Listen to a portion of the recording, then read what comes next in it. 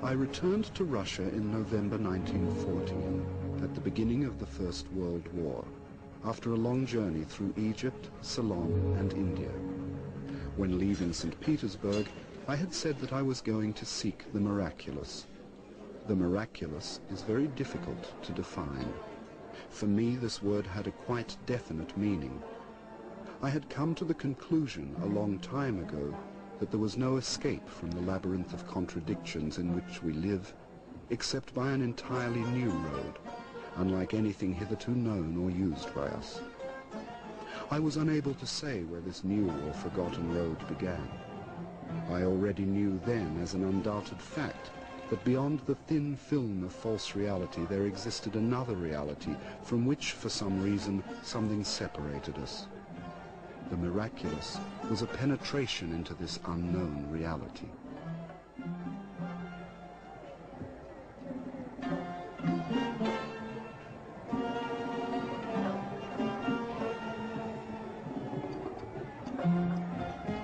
When I went away, I already knew I was going to look for a school or schools. I had arrived at this long ago. I realized that individual efforts were insufficient, and it was necessary to come into touch with the real and living thought which must be in existence somewhere, but with which we had lost contact. I could not explain it clearly, but it seemed to me that even the beginning of contact with the school may have a miraculous nature.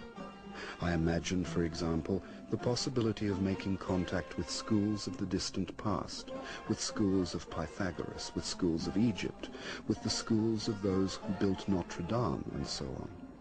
It seemed to me that the barriers of time and space should disappear on making such a contact.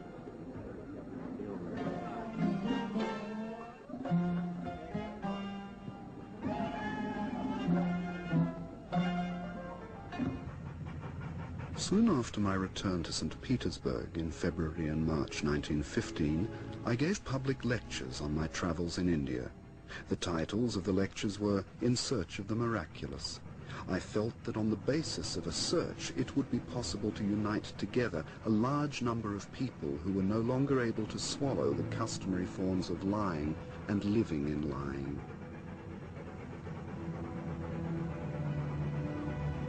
Later, I went to Moscow and started with editorial work in the newspaper for which I had written from India.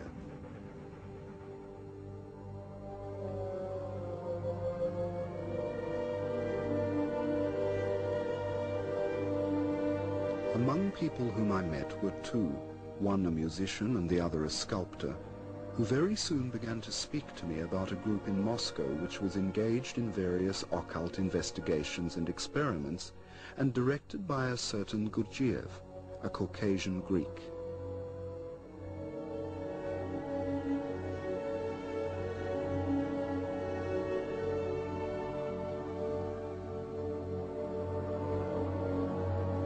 Because of my previous experience, it was only after the persistent efforts of one of my new acquaintances that I agreed to meet Gurdjieff and have a talk with him. My first meeting with him entirely changed my opinion of him and of what I might expect from him.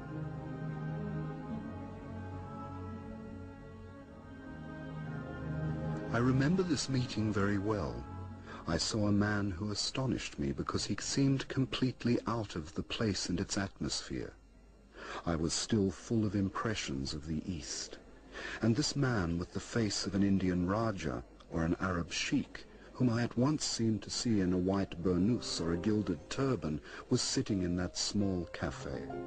He spoke Russian incorrectly with a strong Caucasian accent, and this accent, with which we are accustomed to associate anything apart from philosophical ideas, strengthened still further the strangeness and the unexpectedness of this impression.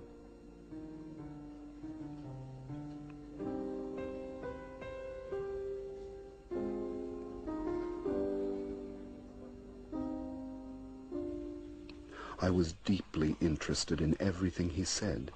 I felt in it some new points of view, unlike any I had met with before. He invited me to go with him to a house where some of his pupils were gathering. On the way, He told me how the war had interfered with many of his plans. Many of his pupils had gone with the first mobilization. Once or twice he mentioned his journeys in the East and the existence of the ancient knowledge. I could not make out exactly where he had been. I mentioned to him my intention of going to the East again. Even if you found schools, you would find only philosophical schools, he said. There are only philosophical schools in India. It was divided up in that way long ago. In India there was philosophy, in Egypt theory, and in present-day Persia, Mesopotamia, and Turkestan practice. But you do not understand clearly what I mean by philosophy, theory, and practice. These words must be understood in a different way, not as they are usually understood. But how did you study? I asked him. I was not alone. There were all kinds of specialists among us. Everyone studied on the lines of his particular subject. Afterwards, when we got together, we put together everything we had found. And where are your companions now? Some have died, some are working, some have gone into seclusion. This word from the monastic language, heard so unexpectedly, gave me a strange and uncomfortable feeling. One was struck by a great inner simplicity and naturalness in him, which made one completely forget that he was, for us, the representative of the world of the miraculous and the unknown. Though he did not say it loudly, he gave me to understand that he would accept me as one of his pupils if I expressed the wish.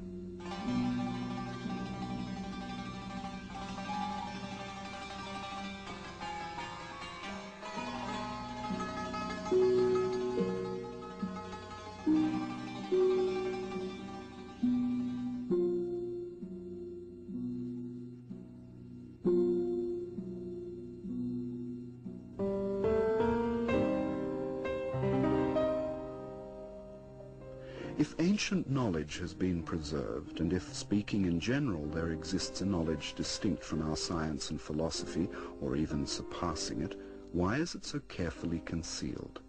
Why is it not made common property? Why are the men who possess this knowledge unwilling to let it pass into general circulation of life, for the sake of a better and more successful struggle against deceit, evil, and ignorance?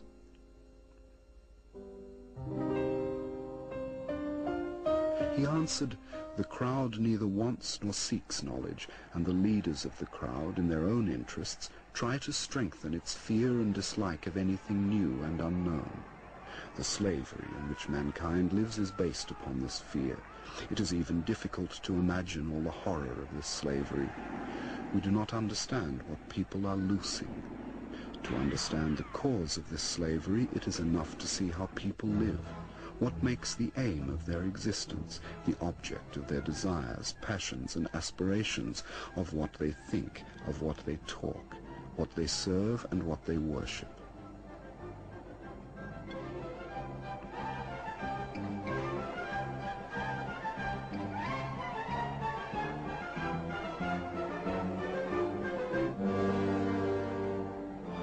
I remembered that a few days before this talk, I had seen 2 enormous lorries loaded to the height of the first floor of the houses with new unpainted wooden crutches. For some reason, I was very much struck by these lorries. In these mountains of crutches, for legs which were not yet cut off, was a particularly cynical mockery of all the things with which people deceive themselves. "What do you expect?" said Gurdjieff. "People are machines. Machines have to be blind and unconscious. They cannot be otherwise, and all their actions have to correspond to their nature. Everything happens. No one does anything. Progress and civilization, in the real meaning of these words, can appear only as a result of conscious efforts. They do not appear as a result of unconscious mechanical actions. And what conscious effort can there be in machines? And if one machine is unconscious, then 100 machines are unconscious, and so are 1,000 machines, or 100,000, or 1,000,000. And the unconscious activity of 1,000,000 machines must necessarily result in destruction and extermination. It is precisely in unconscious, involuntary manifestations that all evil lies. You do not understand yet and cannot imagine all the results of this evil, but the time will come when you will understand.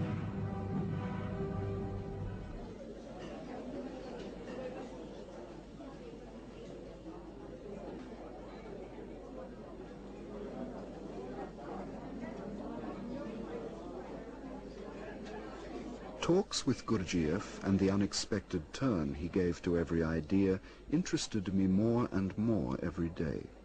But I had to go to St. Petersburg. I remember my last talk with him. I had thanked him for the consideration he had given me and for explanations which obviously had changed many things for me. But all the same, you know, the most important thing is facts, I said. If I could see genuine and real facts of a new and unknown character, only they would finally convince me that I am on the right way. I was again thinking of miracles. There will be facts, said Gurdjieff, I promise you, but many other things are necessary first.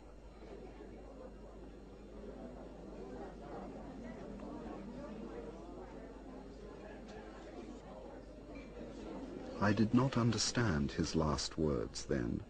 I only understood them later when I really came up against facts, for Gurdjieff kept his word. But this was not until about a year and a half later, in August 1916. I thought about that in the night train on the way from Moscow to St. Petersburg. I asked myself whether I had indeed found what I was looking for. Was it possible that Gurdjieff actually knew what had to be done in order to proceed from words or ideas to deeds and facts?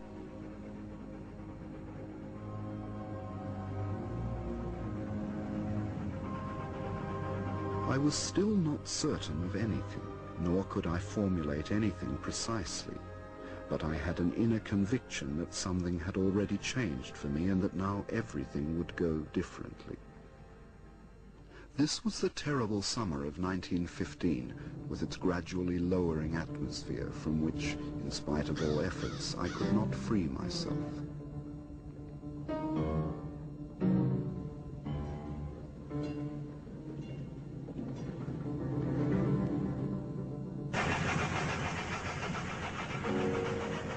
One day, it was already autumn, Gurdjieff telephoned me. He had come to St. Petersburg for a few days. I went to see him at once, and in between conversation with other people who came to see him on various matters, he spoke to me just as he had in Moscow. After January 1916, he began to visit St. Petersburg regularly every fortnight, sometimes with some of his pupils from Moscow. From among those who came to our lectures, a small group of people was gradually formed who did not miss a single opportunity of listening to Gurdjieff and who met together in his absence. This was the beginning of the first St. Petersburg group. The war was now being waged on Russian territory and was coming nearer to us.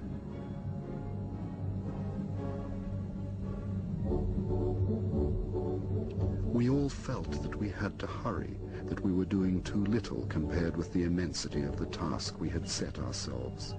We realized that our chance of knowing more might go just as suddenly as it had come, and we tried to increase the pressure of work on ourselves and to do all that we could while the conditions were favorable.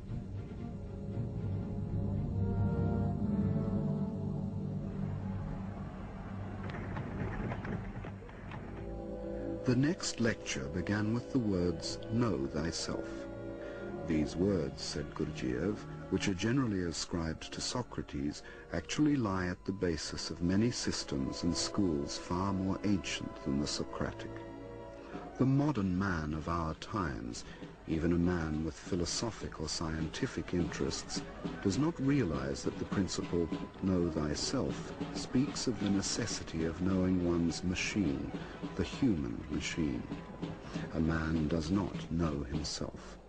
A man is a very complex machine, much more complicated than a locomotive, a motor car, or an aeroplane. People know nothing, or next to nothing, about the structure, the working, and the possibilities of the machine. They do not understand the simplest functions, for they do not know the aims of these functions. They vaguely imagine how they should learn to control the machine, the way they control a locomotive, a motor car, or an aeroplane.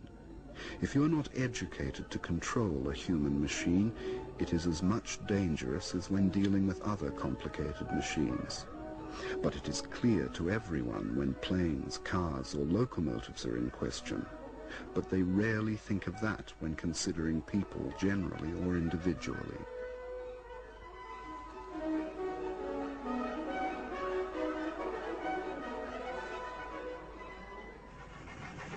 I was already beginning to think that the catastrophe would be upon us before I succeeded in doing what I intended. My thoughts very often returned to the Moscow talks. Several times when things became particularly difficult, I said to myself, I will give up everything and go to Gurdjieff in Moscow. And at this thought, I always felt easier.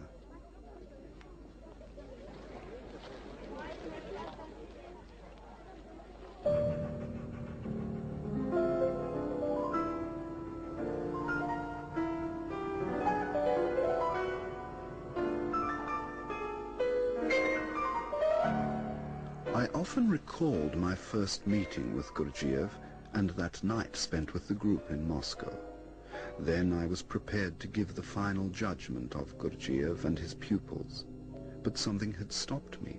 Now that I realize how important these ideas are, I became almost terrified at the thought of how easily I could have known nothing whatever of Gurdjieff's existence, how I could have again lost sight of him if I had not asked then whether I could see him again.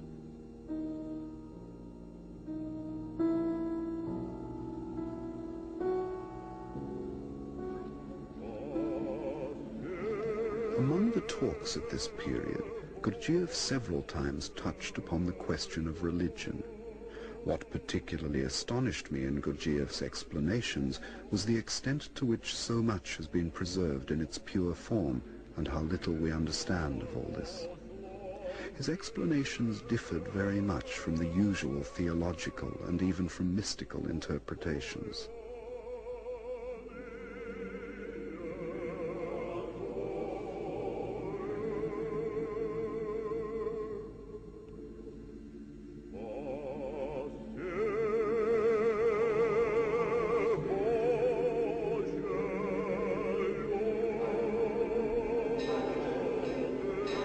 Christianity forbids murder, yet all that the whole of our progress comes to is progress in the technique of murder and progress in warfare.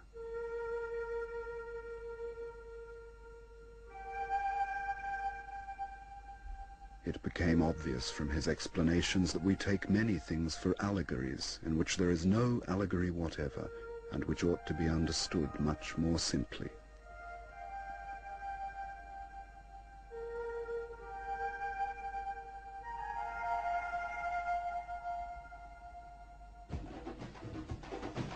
What he said before about the Last Supper serves as a good example of this. Every ceremony or rite has a value if it is performed without alteration, he said. A ceremony is a book in which a great deal is written. Anyone who understands can read it. One rite often contains more than 100 books. For instance, in all the denominations of Christianity, a great part is played by the tradition of the Last Supper of Christ and his disciples. To understand what took place at the Last Supper, it is first of all necessary to know certain laws. Christ knew that he must die. It had been decided thus beforehand. He knew it, and so did his disciples. And each one knew what part he had to play. But at the same time they wanted to establish a permanent link with Christ. And for this purpose he gave them his blood to drink and his flesh to eat.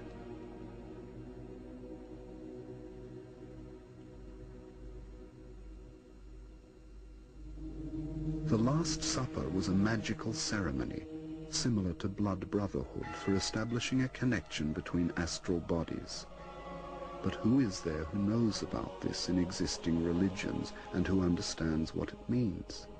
All this has been long forgotten, and everything has been given quite a different meaning. The words have remained, but their meaning has been long lost. Meanwhile, the atmosphere in Russia was growing gloomier. One felt that something was bound to happen, and that very soon. During Gurdjieff's last visit, I tried to speak to him about coming events, but he said nothing definite on which I could base my own actions. During the past 2 years, I had given up all my time to his work, to his groups, to talks connected with his work, to journeys from St. Petersburg, and had completely neglected my own affairs. All my plans had long since been upset.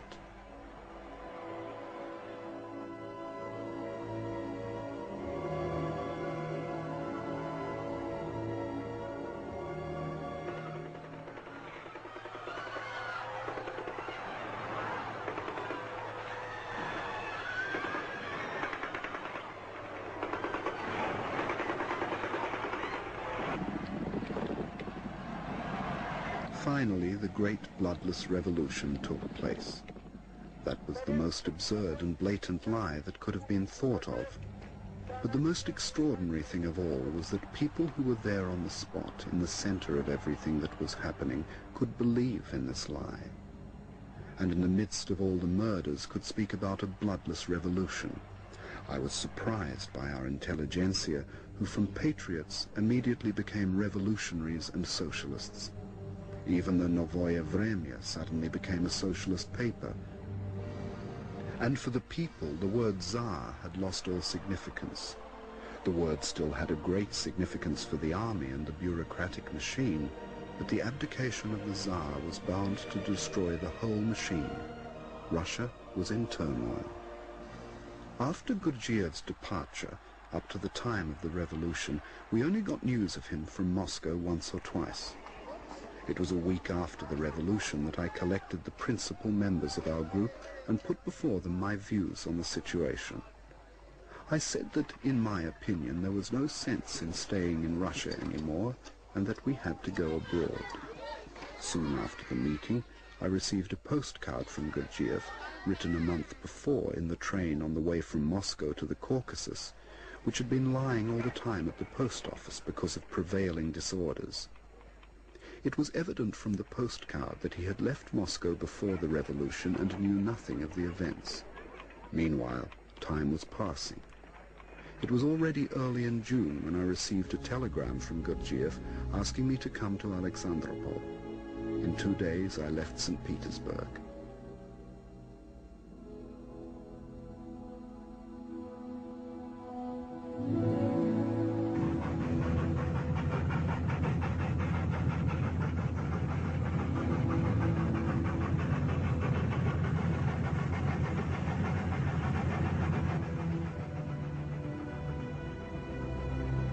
Russia, with no authorities, presented a very curious spectacle.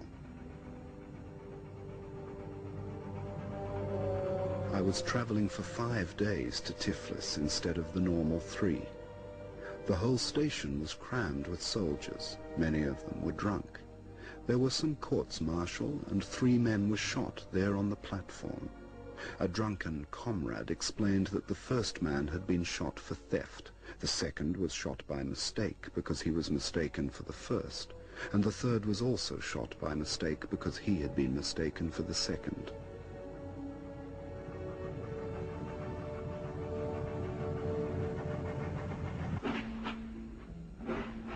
I had to stay the day in Tiflis. The train to Alexandropol went in the evening only.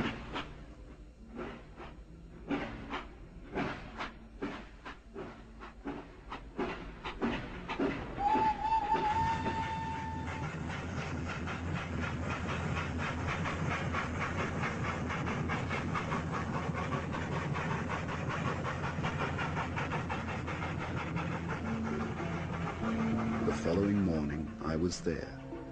I found Gurdjieff setting a dynamo for his brother. Again, I noticed his remarkable capacity for adapting himself to any kind of work. I met his family. They were people of a very old and peculiar culture. His father was a narrator of legends and traditions, something of a bard. I spent about 2 weeks in Alexandropol. One fine day, Gurdjieff said that I would be going to St. Petersburg.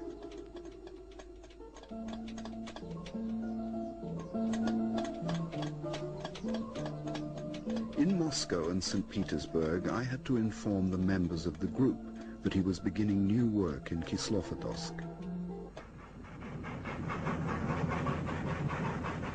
The papers which I got on the way were full of news about shooting in the streets of St. Petersburg. Those were the Bolsheviks who were shooting into the crowd. They were trying their strength. In Moscow, I managed to see a few people while waiting for the night train to St. Petersburg, and I passed on to them what Gurdjieff had said. Then I went to St. Petersburg and passed on the message to our groups. In 12 days, I was again on the train to the Caucasus. In Pyatigorsk, I learned that Gurdjieff was not living at Kislovodsk, but at Essentuki, and in 2 hours' time I was with him in a small country villa.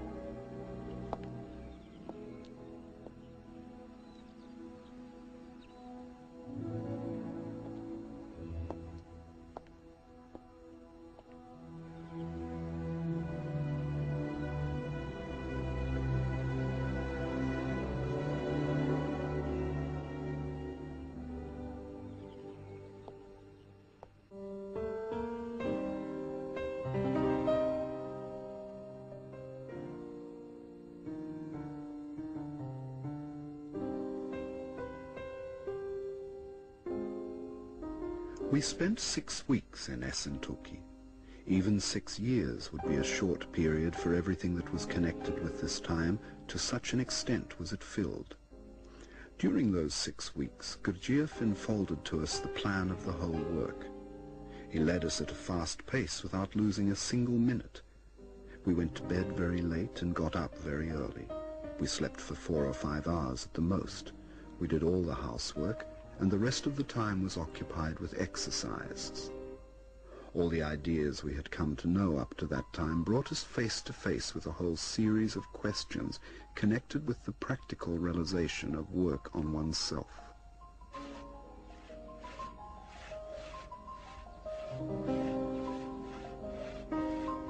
In life, everything is always arranged far too comfortably for a man to work. In a school, a man finds himself among other people who were not his choice, and with whom perhaps it is difficult to live and work.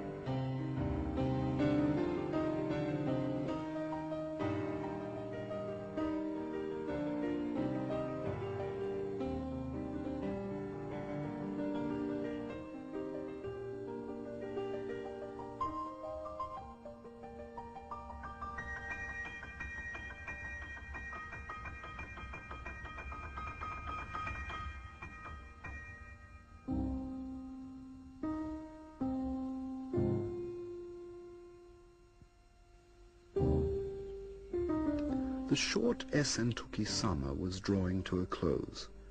We had begun to think of the winter and to make various plans.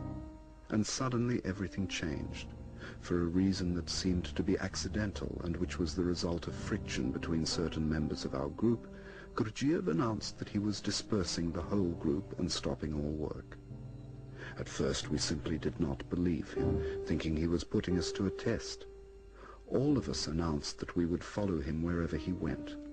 Gurdjieff consented to this, but he said that we had to look after ourselves and that there would not be any work, no matter how much we counted on it. All this surprised me very much. I considered the moment most inappropriate for acting, and if Gurdjieff was serious, then why had the whole business been started? I don't know why, but from this moment there began in me the separation between Gurdjieff and his ideas. Until then I had not separated them. My personal position in Gurdjieff's work began to change. For a whole year something had been accumulating, and gradually I began to see that there were many things I could not understand, and that I had to go.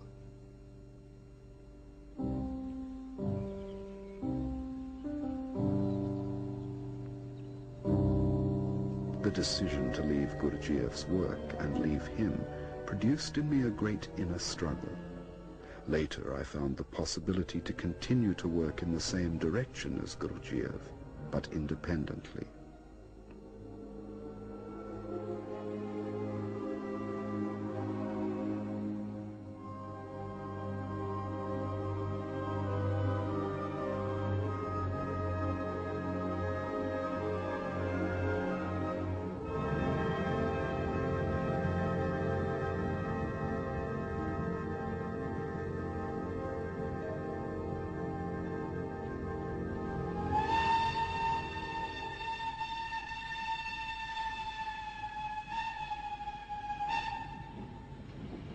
Soon afterwards I managed to leave for Constantinople. At that time Constantinople was full of Russians. I met acquaintances from St. Petersburg, and with their assistance I began to give lectures. I got no letters from Gurdjieff, but I was sure he would come to Constantinople. He actually arrived in June with a fairly large company.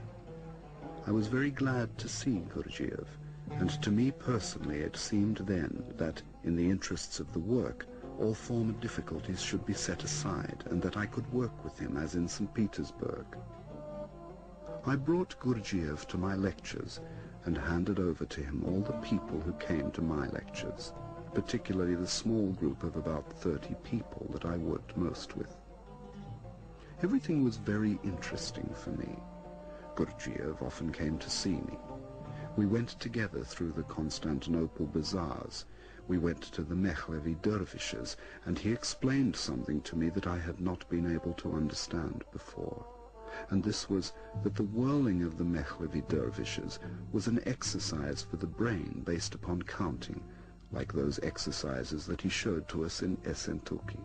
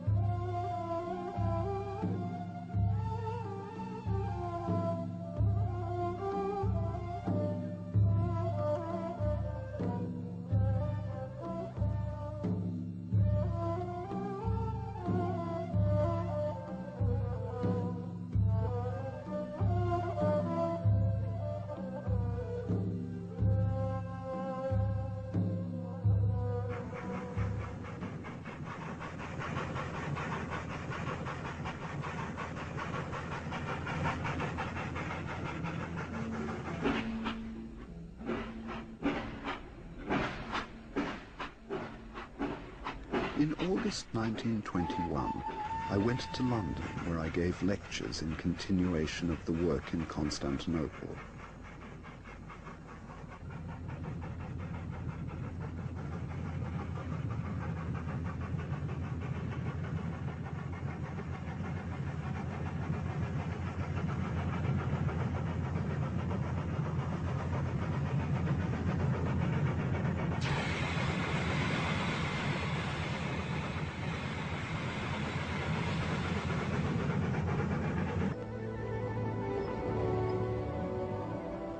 In February 1922, Gurdjieff came to London. I introduced him to all who were coming to my lectures. This time my attitude towards him was much more definite. I did not believe it was possible for me to work with him. I saw again all the obstacles which had begun to appear in Essentuki. This time they had appeared even before he arrived. I decided that if Gurdjieff opened the Institute in London, I would go either to Paris or to America. The Institute was opened in London, but for various reasons it failed. My London friends and those who came to my lectures collected a considerable sum of money for him, and with this Gurdjieff bought the historic Chateaubriand near Paris. There he opened his institute.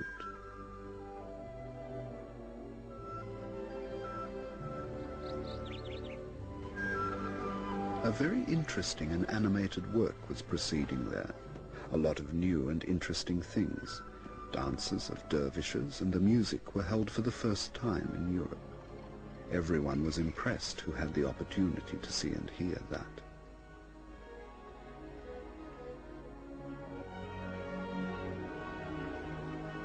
I arrived at the Chateaubriand for the first time at the end of October or the beginning of November 1922.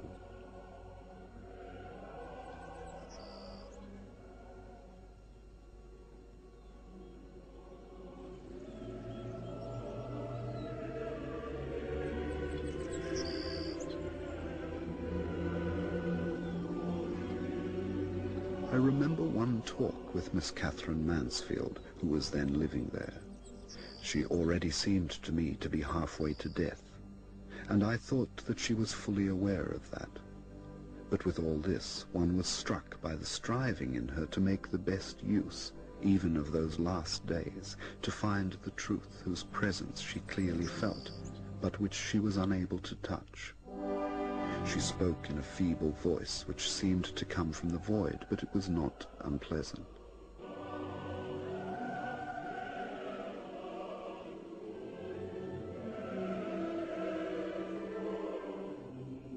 I know that this is true, and that there is no other truth.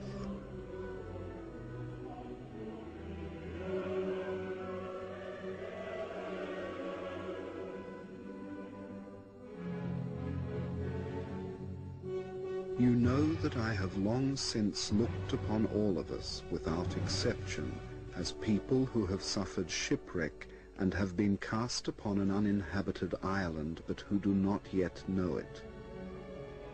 But these people here know it. The others, there in life, still think that a steamer will come for them tomorrow and that everything will go on in the old way. These already know that there will be no more of the old way. I am so glad that I can be here.